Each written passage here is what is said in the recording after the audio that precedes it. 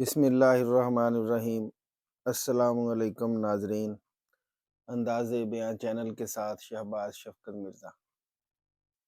ناظرین، آج کی ویڈیو میں حضور اکرم رحمت دو عالم صلی اللہ علیہ وآلہ وسلم کے طائف کے سفر کا قصہ آپ کے سامنے بیان کروں گا۔ نبوت مل جانے کے بعد 9 برس تک نبی اکرم صلی اللہ علیہ وآلہ وسلم مکہ مکرمہ میں تبلیغ فرماتے رہے اور قوم کی ہدایت اور اصلاح کی کوشش فرماتے رہے، لیکن تھوڑی سی جماعت کے سوا جو مسلمان ہو گئی تھی اور تھوڑے سے ایسے لوگوں کے علاوہ جو باوجود مسلمان ہونے کے آپ کی مدد کرتے تھے، اکثر کفار مکہ آپ اور آپ صلی اللہ علیہ وآلہ وسلم کے صحابہ کو ہر طرح کی تکلیفیں پہنچاتے تھے، مذاق اڑاتے تھے اور جو ہو سکتا تھا اس سے درگزر نہ کرتے تھے۔ حضور اکرم صلی اللہ علیہ وآلہ وسلم کے چچا ابو طالب بھی انہی نیک دل لوگوں میں سے تھے جو باوجود مسلمان نہ ہونے کے حضور صلی اللہ علیہ وآلہ وسلم کی ہر قسم کی مدد فرماتے تھے۔ 10ویں سال میں جب ابو طالب کا بھی انتقال ہو گیا تو کافروں کو اور بھی ہر طرح کھلے مہار اسلام سے روکنے اور مسلمانوں کو تکلیفیں پہنچانے کا موقع ملا۔ حضور اقدس صلی اللہ علیہ وآلہ وسلم اس خیال سے طائف تشریف لے گئے کہ وہاں قبیلہ سکیف کی بڑی جماعت ہے، اگر وہ قبیلہ مسلمان ہو جائے تو مسلمانوں کو ان تکلیفوں سے نجات ملے اور دین کے پھیلنے کی بنیاد پڑ جائے۔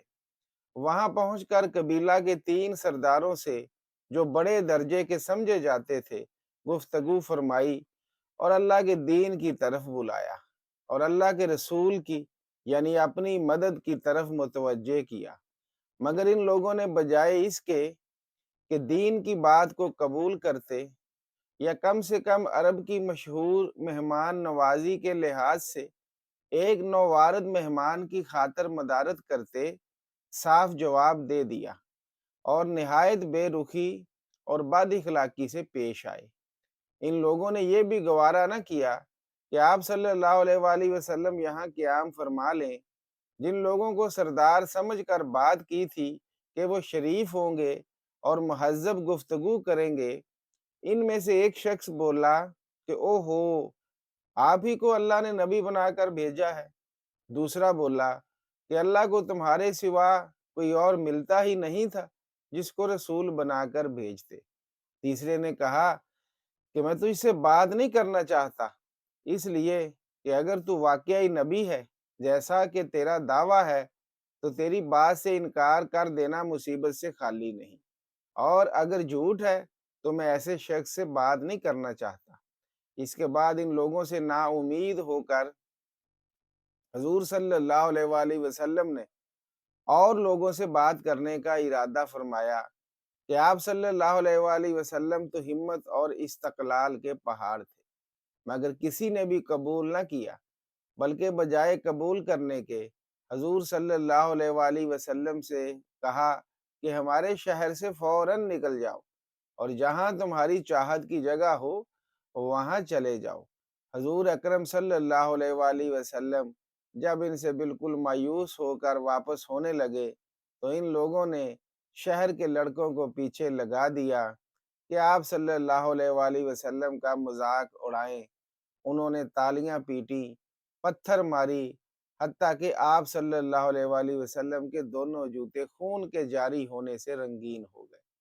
حضور اقدس صلی اللہ علیہ وآلہ وسلم اسی حالت میں واپس ہوئے جب راستہ میں ایک جگہ ان شریروں سے اطمینان ہوا تو حضور صلی اللہ علیہ وآلہ وسلم نے یہ دعا مانگی۔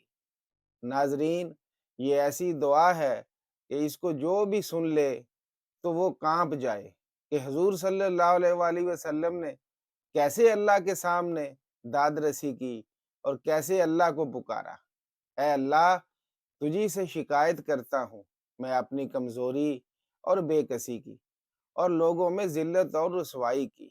اے ارحم الراحمین، تو ہی ضعفاء کا رب ہے اور تو ہی میرا پروردگار ہے۔ تو مجھے کس کے حوالے کرتا ہے؟ کسی اجنبی بیگانہ کے جو مجھے دیکھ کر تر شروع ہوتا ہے اور मुँह चढ़ाता है, या कि किसी दुश्मन के जिसको तूने मुझ पर काबू दे दिया। ऐ अल्लाह, अगर तू मुझसे नाराज नहीं है तो मुझे किसी की भी परवाह नहीं है। तेरी हिफाजत मुझे काफी है।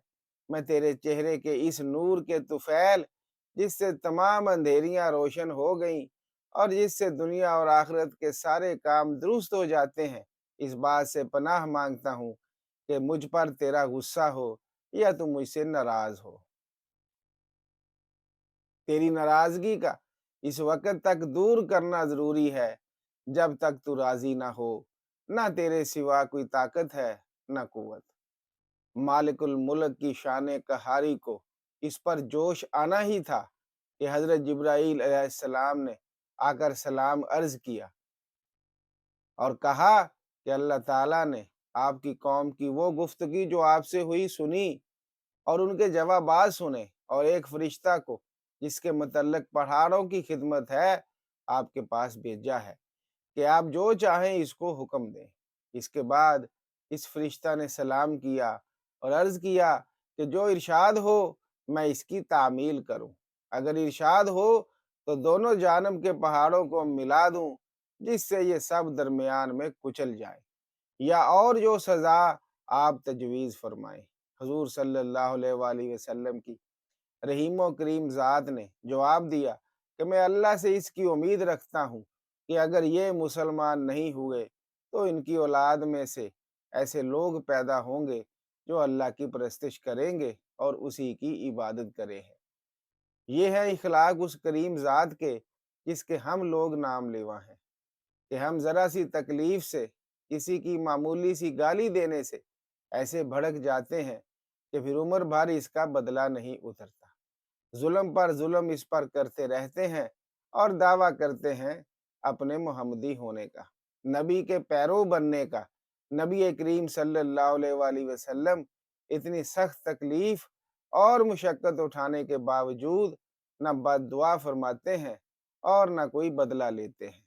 तो नाजरीन, ये उस दो जहां के मालिक, सरदार, आका, जिसके लिए अल्लाह ताला ने सारी कायनात को बनाया है, उसके इखलाक हैं कि कैसे अपने इखलाक से मुसलमान मुसलमानों को तरगीब दी कि अपने इखलाक को अच्छे रखना है और हमेशा अल्लाह ही की तरफ लौ लगानी है और अल्लाह ही से होने को बोलना है। अल्लाह ताला हमें हुज़ूर सल्लल्लाहु अलैहि वसल्लम के नक्शे कदम पर चलने की तौफीक अता फरमाए। आमीन।